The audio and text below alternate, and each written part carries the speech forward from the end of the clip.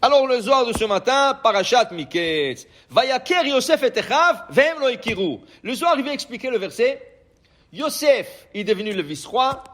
Yosef, il commence à vendre la récolte en monde entier. Et Yosef sait que ses frères vont descendre en Égypte pour acheter. Alors il attend. Il attend. Et voilà qu'ils arrivent. Il y a une famille en Canaan. Et ils arrivent. Yosef reconnaît ses frères. Vehem lo ikiru. Mais eux l'ont pas reconnu. Rachid dit comment c'est possible? Quoi, tu ne reconnais pas ton frère? Même si tu vas à ton frère après 20 ans que tu ne l'as pas vu, tu vas le reconnaître. Il a dit non, Rachid. Quand il est sorti, il avait 17 ans, il n'avait pas de barbe. Maintenant, il a 39 ans et quelques. Ken? Il a changé.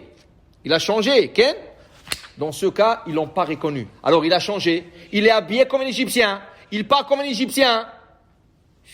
Alors, ils l'ont pas reconnu. Viens, Rabbi Lazar Patar, Lama ira bimera, avon akeva isubeni. Dit David Amelech, pourquoi j'ai peur? Ça doit être à cause de mes péchés. Qui veut dire quoi? Vous savez que la plus grande maladie de la société aujourd'hui moderne, c'est l'anxiété. Les gens font l'anxiété, ils ont de peur. Le gars, il a peur de retourner en arrière. Il marche dans la rue, il regarde. Wow, qu'est-ce que tu as? Je sais pas. J'ai peur. Je marche, j'ai peur. On me parle, j'ai peur. J'ai peur pour ma femme, j'ai peur pour mon travail, j'ai peur. Waouh. Qu'est-ce qu'il y a? Pourquoi tu es anxieux? David Amelech te dit pourquoi? Lama ira. Pourquoi j'ai peur? Avon akevai. C'est mes péchés qui me font peur. Et le Zohar ici nous explique. Tahazé. Viens voir. Quand quelqu'un s'impurifie, l'impureté le fait peur. Et il nous donne une recommandation. Tahazé. Première chose que tu dois faire, tu te lèves le matin, dis le soir, tu dois faire netila. Tu dois te laver les mains. Ken? Les shalata yamina al smala. Pour que la droite, qui est la bonté, surmonte sur la rigueur. Alors tu remplis l'eau avec la main droite, dis le soir. Tu le passes al smala, tu le passes la main gauche. La main gauche, elle verse sur la main droite, elle le purifie. Ensuite, tu purifies la main gauche, droite, gauche, 3 fois. Okay? De chaque main, un côté de chaque main. Et tu enlèves l'impureté de tes mains. Regardez, qu'est-ce qu'il nous dit le Shulchan Aruch. Le Shulchan Aruch, c'est pas un livre de Kabbale. Le Shulchan Aruch, c'est halakha. Okay? Il nous dit, il y a des choses que si tu ne le fais pas, tu vas avoir peur 3 jours et tu ne sais même pas pourquoi tu as peur. Par exemple, tu te coupes les ongles. Tu fais pas netila après, pendant 3 jours tu as peur et tu sais même pas de quoi tu as peur. Tu vas chez un psychiatre, monsieur, vous êtes anxieux, vous avez l'anxiété, des pilules. Il va t'embourrer des pilules. Si tu t'aurais demandé à Rabbi Shimon Bar Yochai, il t'aurait dit, monsieur, lave-toi les mains après que tu as coupé les ongles, c'est tout. Tu vas dans la salle de bain, tu sors, tu te laves pas les mains, d'abord c'est hygiénique. Okay? Mais il y a des gens qui s'en foutent, ça ne le regarde pas. 3 jours, tu as peur et tu ne sais même pas que tu as peur. Tu vas chez le coiffeur, tu te coupes les cheveux. Tu dois faire netila. Sinon, tu as peur et tu ne sais pas que tu as peur.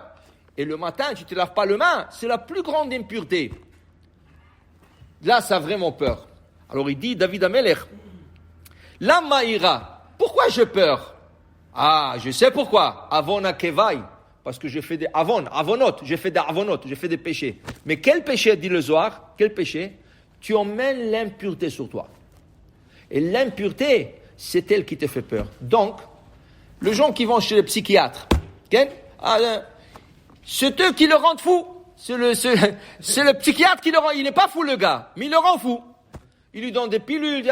Des gens qui vont consulter des marriage counseling, des conseillers de mariage. Qu'est-ce qu'ils leur font? Ils leur tirent leur argent, des consultations.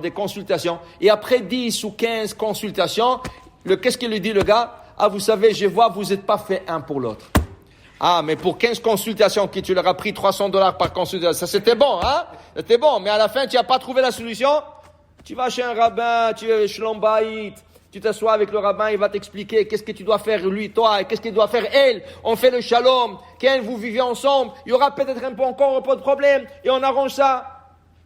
pourquoi tu vas chez un psychiatre, chez un consultant comme ça, qui vont te rendre fou et qui vont te divorcer à la fin?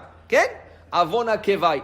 Les gens, ils ont des problèmes, mais ils cherchent la solution. La solution, c'est pas là-bas. La solution, c'est ici, dans la Torah, dans le Zohar, dans la Gemara, dans le Chumash. Étudier, se purifier, ça emmène la pureté à une personne. Et c'est justement pourquoi le Maccabi, qui avait le droit d'allumer la Hanoukia avec l'huile impure. Vous savez que la halakha est, si la majorité du peuple d'Israël est impur, tu peux faire le service de Beth Amikdash dans l'impureté.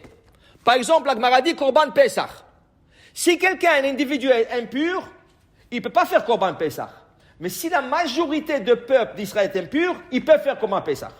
La même chose pose le Pnei Yoshua, un des grands commentateurs du Talmud. Pnei Yoshua, il pose une question. Donc, pourquoi le Maccabi ont cherché de l'huile pure? La majorité des peuples étaient impurs. Tout le monde était, 85 ou 90% du peuple était hellénisé. Ils ont pris déjà la culture et la coutume grecque. Alors pourquoi ils cherchaient de l'huile pure? Ils pouvaient l'allumer avec de l'huile impure. Dit le Pnei Yoshua, tu sais pourquoi? C'est vrai, c'est cachère. Mais il voulait emmener la pureté dans le peuple d'Israël.